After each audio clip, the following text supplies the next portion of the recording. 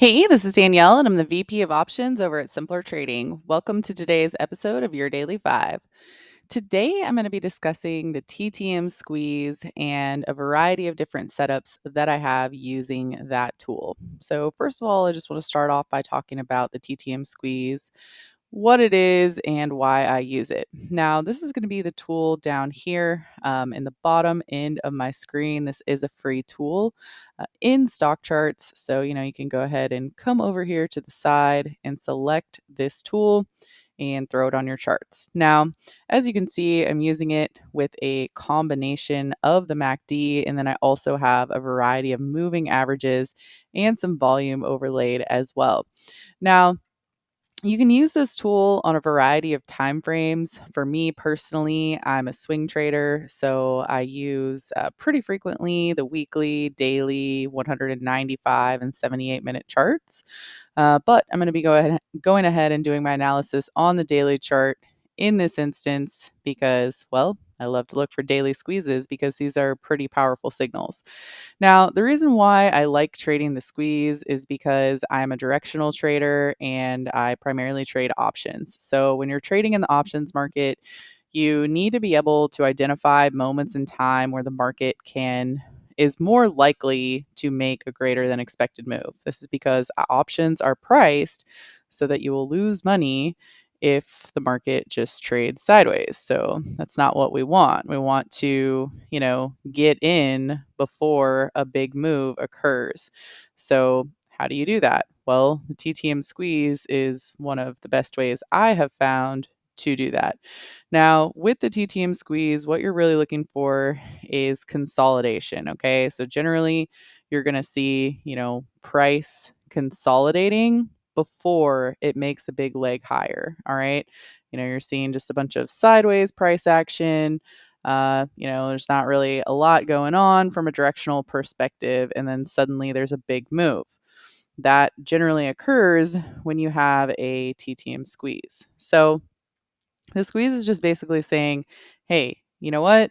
There's consolidation. This is about to break out. If you want to get in for a directional trade, now is your time.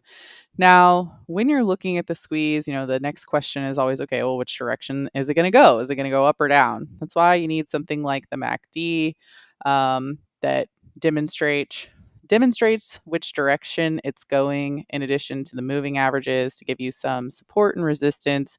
And you can also use the momentum oscillator here, which is also demonstrating, which direction things are going. So as you can see with the cues, um, there were a few different TTM squeezes here. That's going to be, again, when you have a series of red dots. That is when you are in the squeeze. After that, when you have the green dots, that is when the squeeze, quote, fires, and that is when the move takes off. So it's always my goal to be getting involved when the squeeze is consolidating and to already be involved by the time the squeeze takes off. So, as you can see with the cues, right now, we're not in any kind of daily squeeze. There's been a little bit of volatility lately. And so sometimes when there's volatility, you're not going to see a ton of squeezes because the time when you see squeezes is going to be when, there's not really anything going on. So, just keep that in mind. The squeeze is kind of seasonal, like the weather. And sometimes there's going to be a ton of squeezes all over the place. And that's actually, great trading environment. And sometimes there's not going to be too many. But I'm going to talk about a few that we have right now. So, looking at, the cues and then looking at some of these mega cap names, one of the top tickers that arrives on my list is going to be Google. Now, when you're looking at Google, you can see with the oscillator down here, there's been a variety of times where you have these daily squeezes that are forming. And you can also see, based on the trend in the market, for example, this time when it had a daily squeeze, it was consolidating for a couple weeks. It rallied into resistance. The MACD rolled over, the momentum rolled over, and you had this massive move to the downside, right? Then you had another squeeze consolidating right here. You had a momentum shift to the upside. You had the MACD shift to the upside, and boom, you have this big move here. Then you have this moment in time right here. You have, several weeks of price action just back and forth, doing nothing. And then all of a sudden, boom, massive takeoff. At this point, you have, consolidation. This one broke down, but not as much as some of these other big moves. And now, again, we have another squeeze after sideways price action since this last earnings report. So I think Google's setting up for a big move. The question is which direction. Now, when you look at the oscillator, you can tell this is starting to flip higher. The momentum's starting to flip higher here. And then overall, you're in a bullish trend. You can see that because you have a pattern of higher highs and higher lows. You also have neatly stacked moving averages. And so, that means my bet is to the upside. When, you're trading the squeeze, generally you want to go along in the direction of the trend, and that trend is up. So the next question becomes, okay, so you think Google's going to trigger to the upside? Where could that trade to? Now, I personally use Fibonacci. You can use a variety of support and resistance, different, whatever kind of. I always tell people, whatever tool you're already using, it is fine to use to determine price targets. You can really combine the squeeze with anything. It's just that I personally use Fibonacci. So I am going to come in here and let me see if I can snap this on.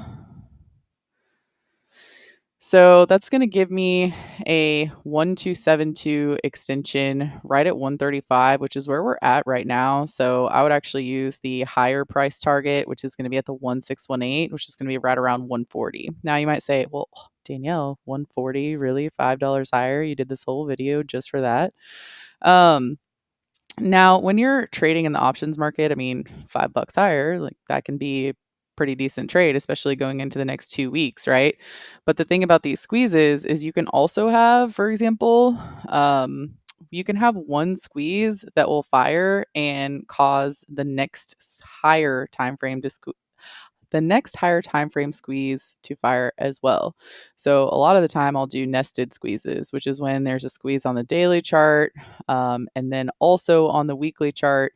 And so what will kind of happen is that you have like a domino effect. Now, if you look at Google, there was this massive weekly squeeze that fired all the way back in here. And I mean, you can see the MACD shift and just this huge move. So, by the way, for those investors who are longer term, in my long term stock accounts, I primarily use the weekly and the monthly squeezes to, get in, grab some investments before they take off. So, on a short-term time frame, yes, Google to 140. But ultimately, if you look at this price resistance overhead as well, I do think it's going to come back and retest those previous highs. So let's look at a couple other squeezes. Oracle, this is one that I have on my list. It does not have a weekly squeeze, but if you go down to a daily time frame, you can see that it has a very nice daily squeeze. So again, we have this nice trend. We have, consolidation for quite some time. And then if you come in here and you throw a Fibonacci level on and you say, all right, well, where is, see if I can get my tool here. There we go.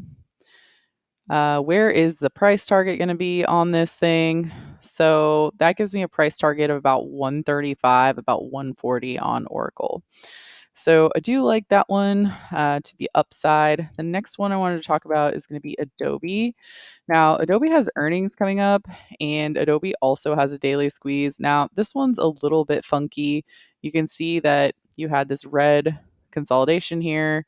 It fired to the downside, and then it's consolidating again. And you'll say, well, what does that mean? It was in a squeeze and it went lower and now it's going higher.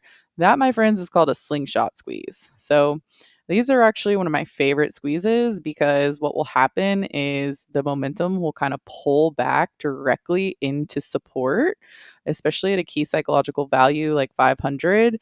And what happens when that occurs is it gives you a great entry point because with the squeeze, you do not want to be, getting an entry when the market's extended up above the moving averages.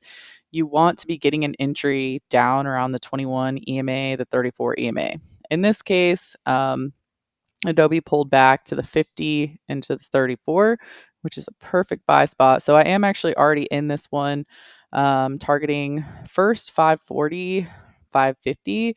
But then I also have some higher time frames overhead. So if we throw our fib tool on here and say, okay, well, where could this go longer term? That's really going to bring you up into, let's say, 575. So I still think that there's more upside in Adobe here. And, especially if it can get up above this resistance zone at 550, I think that this daily squeeze will continue firing to the long side. Now, there's another one here on Microsoft. I love trading Microsoft. I get really excited whenever there is a squeeze on Microsoft because this can lead to some pretty big moves. This last move where Microsoft traded to this previous all time high was off of the backs of a daily squeeze. We also had a squeeze going into earnings the quarter before last. We had this huge move here, and now we have another squeeze. Now, I will tell you with this Microsoft squeeze, it's a little bit dicey because you see how it's underneath these resistance zones. Now, the primary rule with the squeeze is it generally fires in the direction of the trend. And that trend has shifted downwards since this last earnings report. So Microsoft is dicey here, okay, because this could be one that, can't get through this resistance and fires to the downside. But I'm a long term Microsoft bull and I'm holding out for a potential slingshot squeeze, which is again where we had this momentum trade lower and then shifts higher. So you can already see the momentum shifting. You can see the MACD shifting. The main thing that I'm looking for this squeeze to break out to the upside is a break through about 330, 335. You're sitting at 327 right now. I think you could at least trade this up into 330, 335. And in a perfect world, if the market cared what I want, which it doesn't, we would see a breakout to the upside with this squeeze. Now, I will also say that, you know, even though I do have a certain fondness for Microsoft and I like trading it to the upside, I don't really care which way it fires because you can trade it either way. It's just a function of, if it's going to fail here and can't get through and it triggers to the downside, you can trade it lower. If it, triggers by breaking out here, you can trade it higher. Either way, you can trade the signal as long as you're kind of following along with that. So here we have for you Oracle, Google, Adobe, Microsoft. I wanted to give you a little bit something else too because I did notice these setting up as well. Now, um, the home builders have been interesting because of the way that the market has been over the course of the last year, especially in the housing market. Um, and we have a situation with Lowe's and Home Depot where they've just been kind of consolidating for a while, but like consolidating but creeping higher. You can see with Lowe's, this thing has had a weekly squeeze, and I've actually been instituting long-term buys, stock buys in Lowe's over the course of the last 9 months. Because of this weekly squeeze. So there's that. And you can see that that one has already fired. You also have one in Home Depot that's recently fired. So if you go down to the daily chart for a trade, because actually I think I forgot to mention this in this video, when the squeeze fires, it generally lasts about 8 to 10 bars. Okay. 8 to 10 bars. So that is dependent on which time frame you're looking at. If you're looking at a daily chart, that means 8 to 10 days. And this is average, right? If you're looking at a weekly chart, that's 8 to 10 weeks. So keep that in mind for your timing. That's why I'm saying, daily chart is for trades, weekly charts for investments. Makes sense. So I did want to point out we also have a daily squeeze in Lowe's and Home Depot as well. Now, both of these are coming up right into resistance. So, again, need to just be a little bit careful. But if we get a breakout of this resistance zone, I do think that we could see quite a bit of continuation in these names. Now, the next question, and this video is getting a little bit lengthy, sorry about that, but the next question is always, okay, well, what do you do when you're wrong? Same as any other trade, you need to have a stop zone. Generally, my stop zone is going to be below between the 34 and the 50, the 34 EMA on the daily chart or the 50 SMA. It just depends what the chart looks like. Usually I have my stop below the most recent low. So, let's say that you get long because of the squeeze and then it comes up and it hits a resistance zone and it doesn't make your full target. Um, and it comes up, hits it, and rolls back down. Well, generally, what I do, number one, is I will take profits at upper resistance zones if it's not getting through. So if it's not going all the way to my full target, it's getting halfway there, it runs into a wall and starts rolling, I will take it off. There's also times where, you're just completely wrong and it fires the wrong direction. Like I thought Lowe's was long, I was targeting 240, tomorrow gaps down to 220. Okay, well, in that instance, if it's gapping below my stop, then I would get out. So definitely want to have your, risk to reward parameters on there. I use Fibonacci, so that is the method that I'm going to use for these kinds of trades. And, as I mentioned, I do primarily trade options, but I also do long term investments as well. So that is what I have for you here today. If you would like to learn more, you can join me on my Twitter feed. So this is my Twitter feed. You can go to Trader Danielle, TraderDanielle. And again, I'm the VP of Options at Simpler Trading. So let me know in the comments below if you enjoyed this video, if you had questions. I had lots of requests for a squeeze video, so that is what I recorded today. You can also join me on my YouTube channel at Trader Danielle as well. I hope you have a great rest of your day, and I will see you in the next one.